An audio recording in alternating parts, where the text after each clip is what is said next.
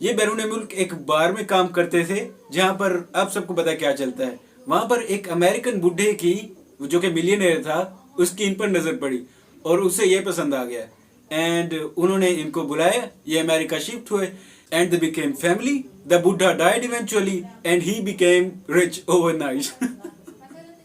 غریبو شیخ کے فالتو کتو، امریکہ میں تم سے کتے اچھے رہتے ہیں، مزدور کی مثال کتے کی طرح ہے. غریب لوگ جب کیمرہ لے لیتے. اوکے سو آج ہم اپنا کریٹیکل انالیسس ایک ایسی پرسنالٹی پہ جھاڑیں گے جو ابھی تک بلینئر نہیں بن پائی. ہٹ غریب کہیں کا. ویسے جو بھی ہو دس گائے از رچ سکسیسفل اینڈ فیمس. اور آپ سب نے کبھی نہ کبھی تو یہ سوچا ہی ہوگا کہ آخرکار ہینڈسم تو ہم بھی ہیں لیکن کامیاب کیوں نہیں. Although he is a disappointment according to me, لیکن پھر بھی I'm gonna tell you the reasons why he is so successful in the first part of this video. میں نے اس ویڈیو کو 3 حصوں میں تقسیم کیا ہے. تیسرا پارٹ میرا فیوریٹ ہوگا جو کہ آپ سب کو اینڈ میں ضرور دیکھنا چاہیے. So let's get started. پہلے پارٹ سے ویڈیو سٹارٹ کرتے ہیں. ویسے ان کے اتنے زیادہ امیر ہونے کے پیچھے تو کافی زیادہ کہانیاں ہیں لیکن ان میں سے سب سے زیادہ مشہور اور عجیب کہانی یہ ہے کہ یہ بیرون ملک ایک بار میں کام کرتے تھے جہاں پر آپ سب کو پتا کیا چلتا ہے. وہاں پر ایک امریکن بڈھے کی جو کہ ملینئر تھا اس کی ان پر نظر پڑی اور اسے یہ پسند آ گیا اینڈ انہوں نے ان کو بلایا. یہ امریکہ شفٹ ہوئے and they became family. The Buddha died eventually and he became rich overnight. I mean, this is a great story. I've heard it on YouTube. And I don't believe this. کیونکہ کسی بھی انسان پر بہتان لگانے سے بہتر ہے کہ ہم اس کی کہانی سنیں. Although وہ جھوٹ بھی بولے تو اس پر یقین کرنا چاہیے. میرا تو یہ ماننا ہے. According to him, انہوں نے ڈراپ شپنگ کی جس سے اتنا زیادہ پیسہ کمایا اور انہوں نے اور بھی بہت زیادہ کاروبار کیے جس کی تفصیل آپ ان کے یوٹیوب چینل پر خود جا کے دیکھ سکتے ہیں کیونکہ میرے پاس اتنا ٹائم نہیں ہے کہ میں آپ کو ساری ڈیٹیل دوں. جب بندے کے پاس پیسہ آتا ہے تو وہ سکسیسفل ہی کہلاتا ہے ہمارے معاشرے میں. سو 2 چیزیں کور ہوئی. ان کے پاس پیسہ کیسے آیا اینڈ یہ سکسیسفل کیوں ہوئے. چلتے ہیں تیسرے پوائنٹ کی طرف جو کہ ہے فیم. انہیں اتنا فیم کیسے ملا میں آپ کو بتاتا ہوں. ویسے تو مارکیٹ میں آپ کو کافی زیادہ موٹیویشنل اسپیکرز مل جائیں گے لیکن ہی از دا ورسٹ آف دیم. شاہد انور نے کیا یہ کہ انہوں نے اچھی شہرت اور بری شہرت کا فرق کیے بغیر توپوں کا رخ عوام کی طرف ہی موڑ دیا. انہوں نے غریب عوام پر تنقید کرنا شروع کر دی اور غریب عوام پہلے ہی اتنے احساس کمتری کا شکار تھے کہ انہیں لگا کہ اس کی باتیں ٹھیک ہیں and we deserve that and that is totally wrong according to me.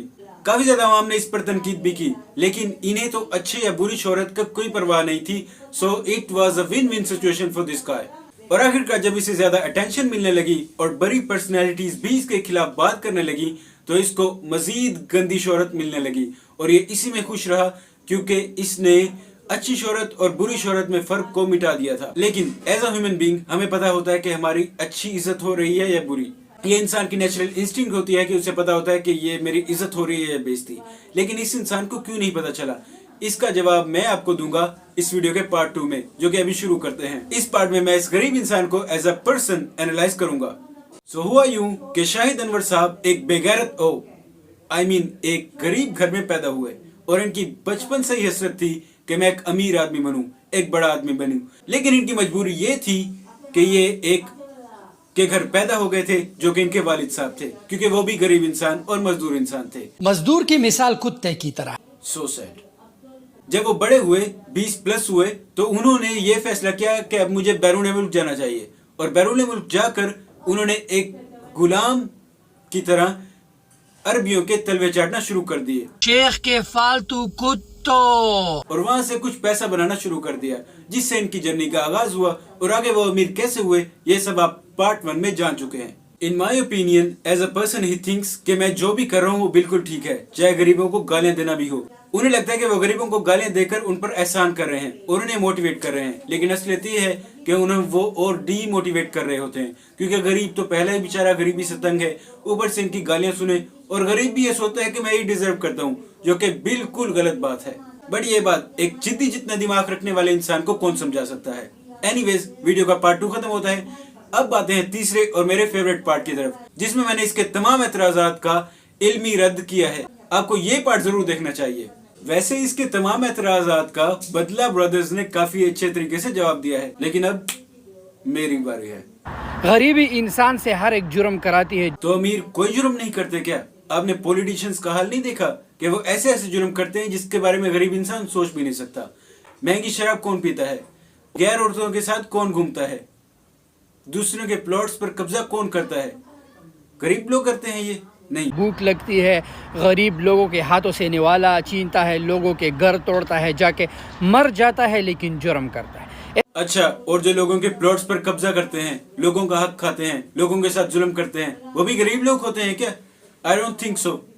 कोठों पे गरीब इंसान जाते हैं, शराब नोशी गरीब इंसान करते हैं, मुजरे गरीब इंसान देखते हैं, गैर औरतों के साथ ताल्लुकात गरीब इंसान बनाते हैं? जी नहीं, उन्हें तो अपनी 2 वक्त की रोटी की परवाह होती है। उनके ऐसे कोई शौक नहीं होते, क्योंकि उन्होंने अपनी फैमिली को फीड करना होता है। उन बेचारों को तो पता भी नहीं होता उन जुर्मों का जो उमराक करते हैं। ओ भाई, वो बात करो जो समझने वाली हो, जो हमें समझ भी आए। अल्लाह को पता है गरीब बेगैरत है, ये लेने वाला है। अस्तगफिरुल्लाह। आइए मैं आपको गैरतमंद इंसान दिखाता हूँ। इस बेगैरत इंसान की गैरत देखने के बाद अब जानते हैं कि अल्लाह तबारक व तआला गरीब के बारे में कुरान पाक में क्या इरशाद फरमाता है।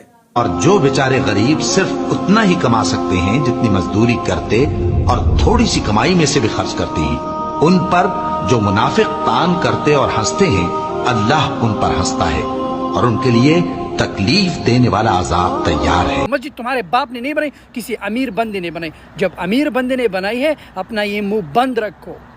तो चवल आदमी, मस्जिद बनाते वक्त जिन मजदूरों की मेहनत लगी थी वो तुम्हारे बाप थे? मस्जिद बनाते वक्त जिन मजदूरों की मेहनत लगी थी वो अमीर लोग थे?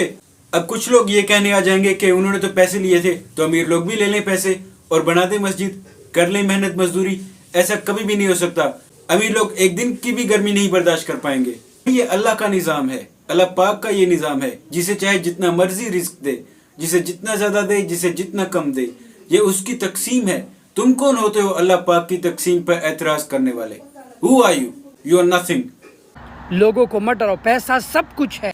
बेटा, अगर पैसा सब कुछ होता ना तो तुम अपने मरीज खुद पैसा लगा के ठीक कर लेते, तुम मौत को चकमा दे देते, तुम मुर्दों को जिंदा कर लेते, अपने पैसे अपनी कब्र में ले जाते, अपनी कब्रें सोने की बना लेते। पैसा कुछ भी नहीं है। अगर पैसा सब कुछ होता ना तो तुम अवाम पर तनकीद न करते फेम हासिल करने के लिए। अगर पैसा ही सब कुछ होता तो तुम्हारी जिंदगी में सुकून होता, किसी किस्म की कोई परेशानी ना होती। लेकिन परेशानी भी है, आपने मरना भी है, किसी को बचा भी नहीं सकते, कब्र में पैसा लेके जा भी नहीं सकते। ये लॉजिक मेरे दिमाग से बाहर है कि पैसा सब कुछ है। It's nothing. तो मेरे कारोबार के बारे में तुम मत छोड़ो, तुम मर जाओगे ये मान लो। शाहिद अनवर कभी भी गरीब नहीं होगा। मैं तो तुम लोगों को हर साल शौक करता रहूं। अस्तगफिरुल्लाह, कितनी गलत बात और तकब्बुराना बात कर रहा है। नबी पाक सल्लल्लाहु ताला अलैहि वसल्लम ने बिल्कुल ठीक फरमाया है कि हर कौम का एक फितना होता है। मेरी कौम का फितना माल है। और शाहिद अनवर के पास दौलत आने के बाद जो तकब्बुर आया है, इसका रद्द खुद कुरान पाक करता है। तकब्बुर करते हुए लोगों के सामने गाल न फुलाना और जमीन में अकड़ कर न चलना, इसलिए कि अल्लाह किसी इतराने वाले शेखी खोरे को पसंद नहीं करता। और अब आप वीडियो को स्किप कर सकते हैं।